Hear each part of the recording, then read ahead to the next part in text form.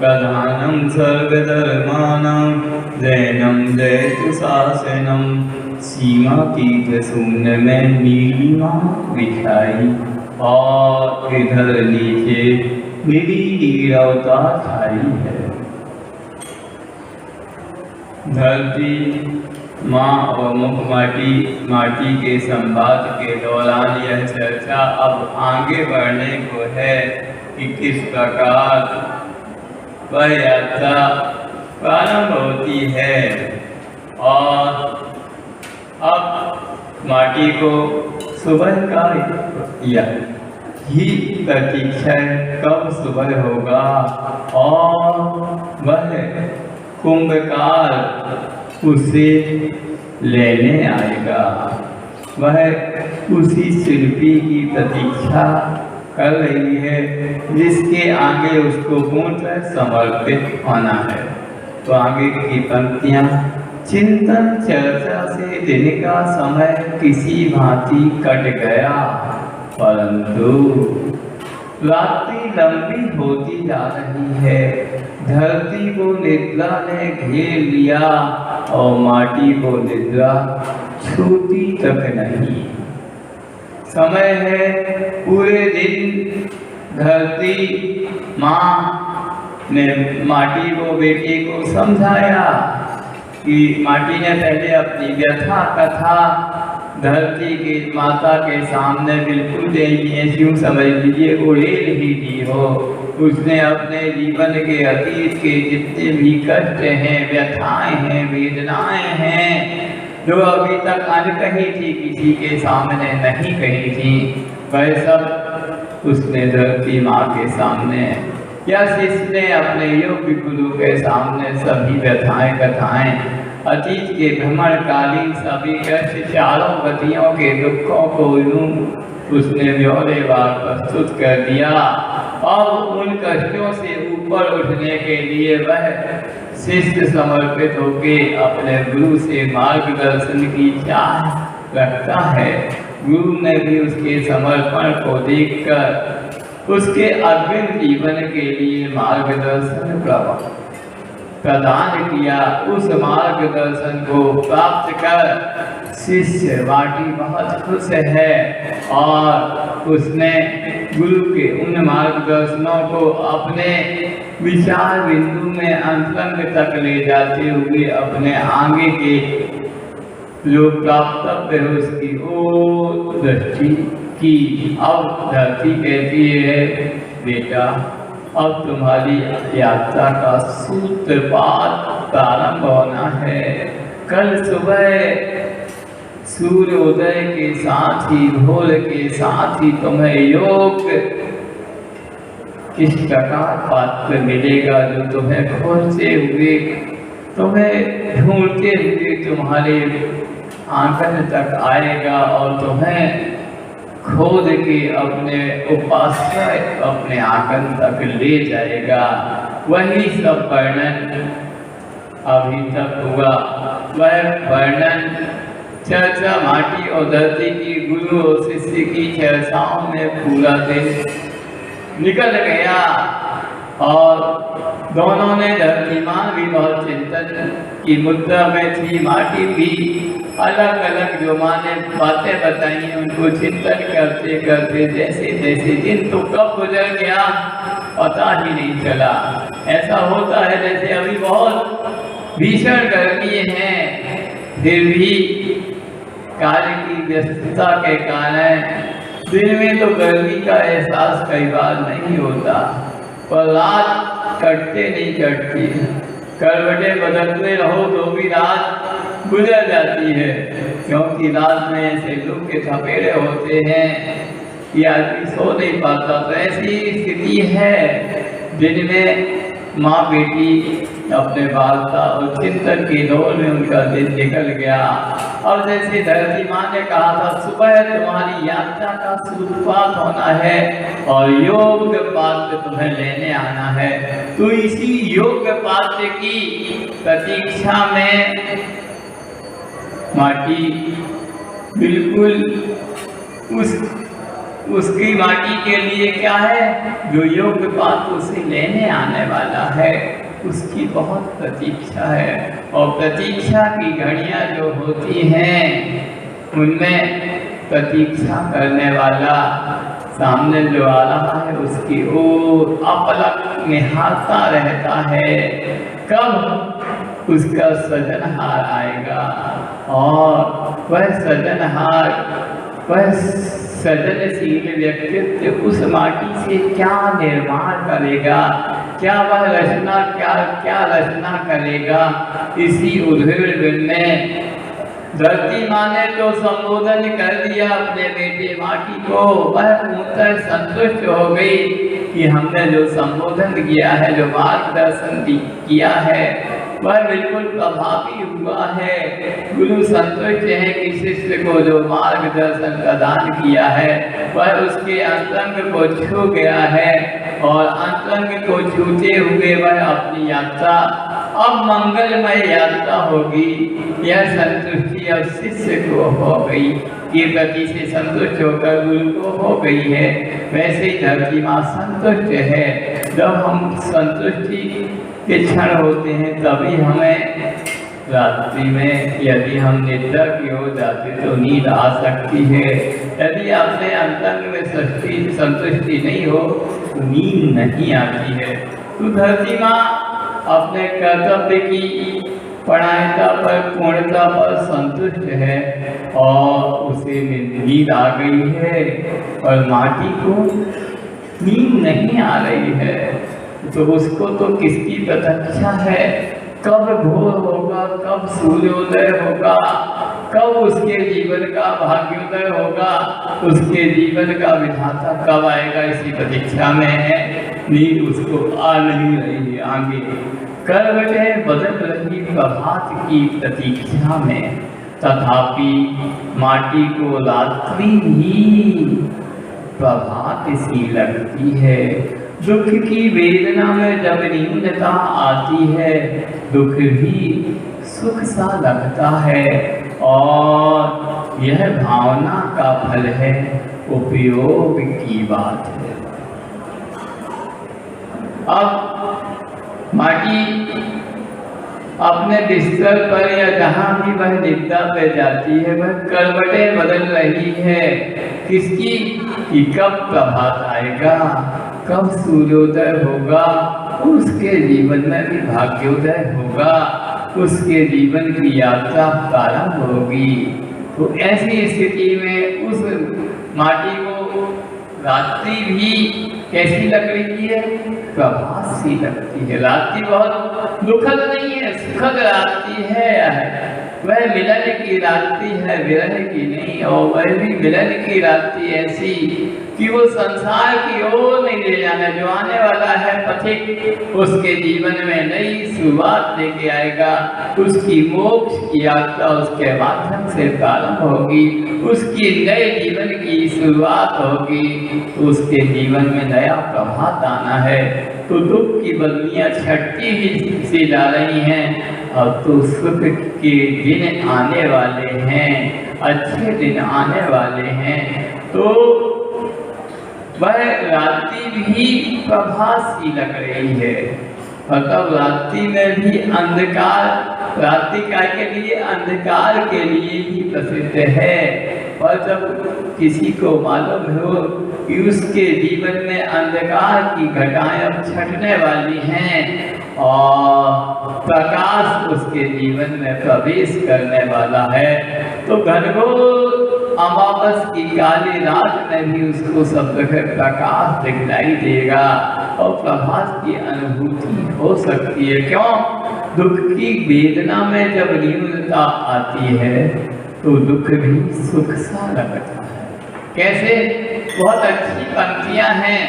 अगर इनको आप अपने जीवन में अप्लाई करें, जीवन में अनुभव करें, तो हमारे बहुत सारे वक्त दुख की फीलिंग में चले जाते हैं। तो वो बहुत सारा समय हम दुख की जगह सुख की फीलिंग कर सकते हैं। कैसे? इसमें पंक्तियां में दुख की वेदना में जब न्यूनता आती है तो दुख भी सुख सा लगता है। मैं बता दूं, जैन कर्म सिद्धांत के अनुसार वैसे तो 148 प्रकृतियां हैं और सुख और दुख को जिम्मेदार दिलाने वाली 2 ही प्रकृतियां हैं। एक साता वेदनी जो सुख को देती है, एक असाता वेदनी जो दुख को देती है। हम कर्म सिद्धांत के वाक्य अच्छे से समझ लें। असाता का काल भी अंतर्मुहूर्त, कितना अंतर्मुहूर्त मतलब मैक्सिमम मुहूर्त का टाइम 48 मिनट के अंदर है और मिनिमम कुछ मिनटों से भी कम है। मतलब इसको अपन कुछ मिनट का ही मुहूर्त मान लें, इतने ही मान के चलें। तो साता का काल भी कुछ मिनटों का है, तो असाता का काल भी कुछ मिनटों का है। मतलब दुख और दर्द की यदि बिल्कुल चरम स्थिति भी होगी, बिल्कुल अपने चरम को छू रहा होगा, दुख वेदना की जब सबसे तीव्रता होगी, तो वह भी काल सिर्फ अंतर्मुख रहेगा। उसके बाद दुख अपने आप कम होने लगेगा। आप कोई दवा नहीं करिए, कोई उपचार नहीं किए, कुछ नहीं करिए, अपने आप, क्योंकि जो उस दुख को देने वाला कर्म है असाता वेदनी, वह सिर्फ अंतर्मुहूर्त ही रहेगा। उसके बाद तो सुख देने वाला साता की उदय हो ही जाएगी। नियम है, कर्म सिद्धांत का यह नियम है। अब आप पूछिए महाराज जी, हमें तो कई घंटों की रात ऐसी चुपती रहती कि हमें समझ में नहीं आता। आप कहते अंतर्मुहूर्त, हाँ अंतर्मुहूर्त ही है। उस अंतर्मुहूर्त के बाद साता का उदय हुआ और आप उस दुख के आगोश में, उस वेदना के आगोश में इतने गहरे हैं कि उस सुख का आभास आपको होता ही नहीं है। ये नहीं, साता का उदय होगा तो दुख बिल्कुल, वेदना बिल्कुल, दर्द बिल्कुल समाप्त हो जाएगा, मैं ये नहीं कह रहा हूँ। और क्या होगा, वेदना या दर्द घटना शुरू होना ही साता का उदय है। साता के उदय होते ही दर्द दुख वेदना समाप्त हो जाएगी या नहीं। जैसे 100 की पावर का आपको दुख या वेदना या दर्द थी, अब 60 या 70 पर आ गई है, तो पहले से पूछता ना डॉक्टर, चिकित्सक या कोई भी, पहले से ठीक लग रहा है।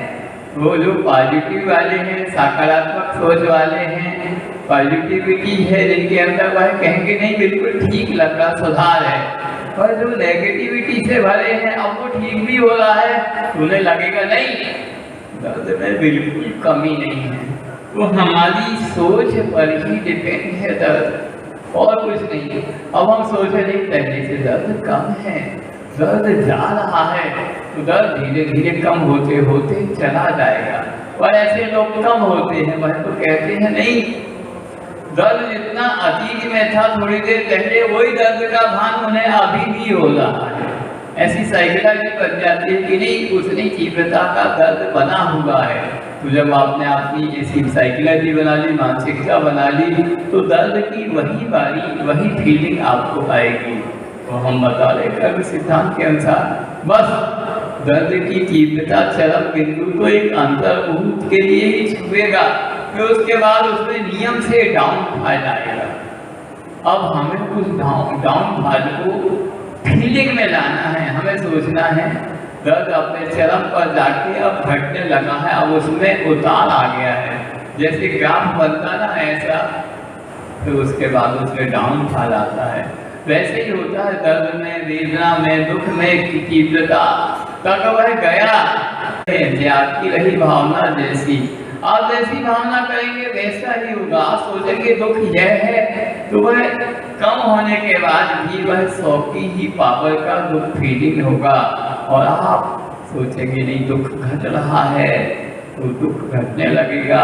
आप उस वेदना से अपने उपयोग को हटा दीजिए, किसी और को लगा दीजिए, वह दूसरी ओर कुछ भी हो सकता है।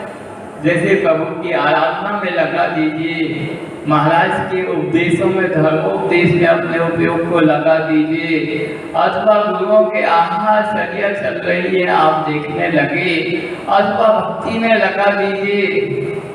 आपको लगेगा दर्द धीरे धीरे जा रहा है या गायब हो गया। तो ऐसा बहुत होता है। देखो मैंने इस ओर की बता दी, लोग उपयोग को डाइवर्ट करके अपने उपयोग को किसी और में लगा देते हैं। उन्होंने कहा कुछ और देखने लगो तो उपयोग वहाँ चला जाता है, तो दर्द का आभास वहाँ भी कम हो जाता है। आखिर वह घड़ी आ ही गई जिस पर दृष्टि गड़ी थी। अनिमेष अपलक और मार्टी ने अवसर का स्वागत किया। तुरंत बोल पड़ी कि प्रभात कई देखे, किंतु आज जैसा प्रभात विगत में नहीं मिला। और प्रभात आज का काली रात्रि की पीठ पर हल्की लाल स्याही से कुछ लिखता है कि यह अंतिम रात है और यह आदिम प्रभात है, यह अंतिम रात है और आदिम विराट है। तो जब वह आखिर घड़ी आ गई, क्या आखिर घड़ी कौन है? बिल्कुल संधि काल है, रात्रि जाने को है और प्रभात आने को है। माटी को रात भर नींद नहीं आई, वह प्रभात की ही प्रतीक्षा में है, क्योंकि धरती माँ ने कहा था सुबह कुंभकार आएगा और वह अपने उपास्य की ओर तुम्हें ले जाएगा, परिश्रम वह करेगा, तुम्हें समर्पित होकर उसके चरणों में जाना है। बस उसी बात की माँ की उस बात को वह गांठ बांध लेती है। उस पूरे रात्रि बिगड़ नींद के उसने प्रभात की प्रतीक्षा में गुजार दी और वह रात्रि बिल्कुल बीतीत होने को है, अंतिम घड़ी है और रात्रि बीत गई और प्रभात आ गया है।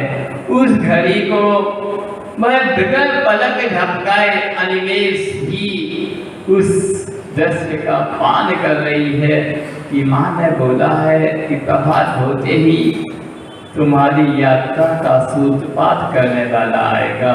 तो उस घड़ी को वह, कई बार ऐसा होता है कि कुछ दृश्य ऐसे होते हैं कि उन दृश्यों को देखने के लिए हम पलक भी झपकना बंद कर देते हैं। हमें लगता है कि यह दृश्य में के बीच में यदि हमने पलक झपक दी तो हो सकता है थोड़ा सा वह दृश्य जो अनमोल क्षण है वो कभी नहीं आने हैं हमारे जीवन में। यह पहली बार वह क्षण आ रहे हैं, तो उस दृश्य पाने के उस अवलोकन से हम चूक जाएंगे। हो सकता वही एक ऐसा क्षण हो जिसकी हमें पूरे जीवन से प्रतीक्षा थी, तो उस समय हम पलक भी झपकाना बंद कर देते हैं। अनिमेष, निवेश मतलब इन पलकों को झपकाना, और अनिमेष जो पलक भी नहीं झपकाते, ऐसे देवों का नाम अनिमेष ही है। वह पलक नहीं झपकाते, उनकी पलकें खुली ही रहती हैं। जैसे हमारे यहाँ क्या होता, हम हर कुछ सेकंड में हमारी पलक नीचे आती है, पुनः खोलते हैं, पुनः नीचे। यह स्वाभाविक क्रिया होती है। यह ऐसा नहीं कि कोई आदेश करता होगा, ऊपर कोई ट्रेन में कोई बैठा होगा आदेशक, वह कहता हो कि अब तुम पलक झपका लो, फिर कहता हो कि तुम अब पलक उठा लो। तो ऐसा वहाँ कोई भी आदेश देना वाला नहीं है। हाँ, कुछ स्वभाव से जब विवाह की परिणति होती है, जब यहाँ की ग्रंथियों में कोई व्याधि उत्पन्न होती है, तो कई बार कई लोगों को ऐसी बीमारी हो जाती है कि उनके या तो पलक झपकते नहीं हैं और झपकते हैं तो उठते नहीं हैं। ऐसी भी बीमारियां होती हैं। ऐसे भी लोग आते, आचार्य जी के पास तो हर प्रकार के लोग आते हैं कि महाराज जी हमारी एक बार पलक झपक जाती है तो उठती नहीं है, बहुत दिक्कत होती। तो वहाँ की जो ग्रंथियाँ थी, मसल्स थी, वह इतनी वीक हो गई हैं कि वह अपना कार्य सुचारू रूप से करने में सक्षम नहीं है। तो उन्हें बाह्य उपचार दिया जाता है, औषध उपचार, तो उन ग्रंथियों को, मसल्स को मजबूत करने के लिए। तो यहाँ बात है वह माटी अपलक अनिमेष उस प्रभात के स्वागत के लिए तैयार है। और माटी ने उसका स्वागत किया। और स्वागत में क्या बोलते हैं, जब हम किसी का स्वागत करते हैं तो बिल्कुल ताजा दृष्टि से, एक तो बिल्कुल पलक पावड़े बिछाए उसके स्वागत में तैयार रहते हैं। और कुछ तो मानसिक रूप से तैयारी होती है, कुछ वास्तविक रूप से और कुछ कायिक रूप से। तीनों योग उसके स्वागत में तैयार हैं। तो मानसिक रूप से तो वह पूर्णतः तैयार है, वास्तविक रूप से वह बोल रही है। माटी बोलती है, प्रभात कई देखे किंतु उसने अपने जीवन में कई प्रभात देखे, प्रतिदिन ही सूर्योदय होते देखा। और आज का सूर्योदय, आज का प्रभात कुछ अलग है। विगत के अनेक प्रभातों से यह बिल्कुल विलग है, पृथक है। ऐसा प्रभात तो उसके जीवन में कभी हुआ ही नहीं है।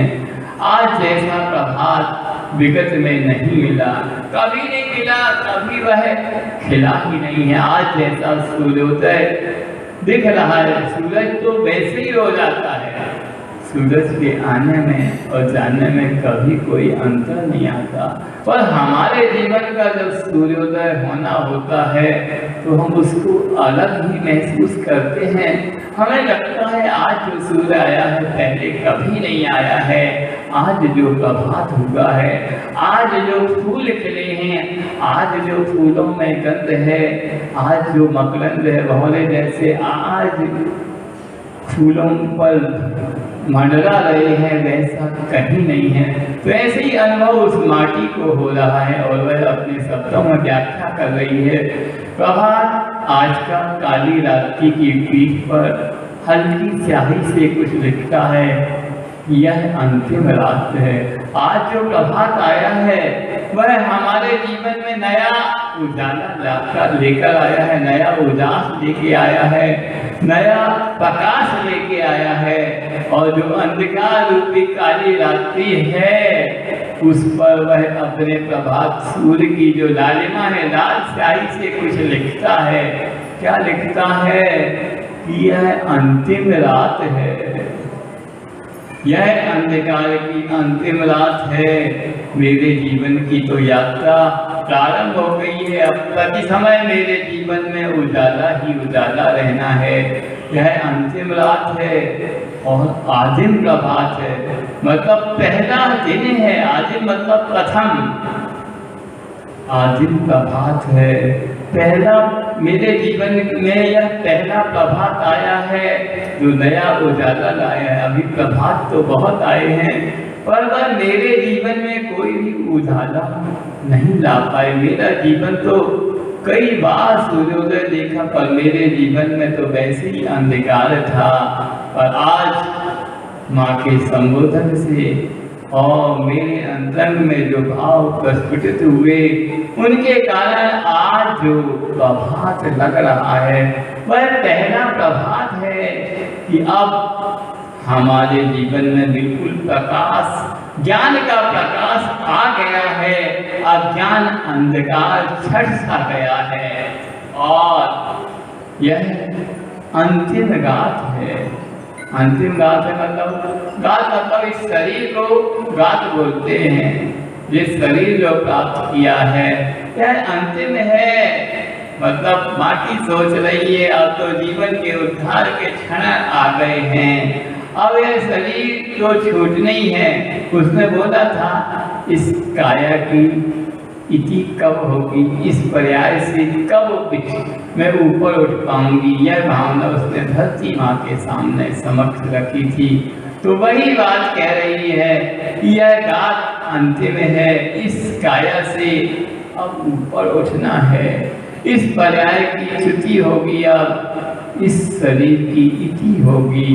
तो यह उसके जीवन में नया प्रभात, नया सूर्योदय आया है, नया भाग्योदय हुआ है। अज्ञान रूपी अंधकार छट गया है। जो अज्ञान अंधकार के कारण वह उसके दिशा में कोई भी अंधकार ही अंधकार छाया था। यात्रा में आप देखते हैं यदि घनी अंधकार की रात हो और उस समय आपके पास कोई प्रकाश नहीं हो तो यात्रा करना कितना कठिनतर होता है।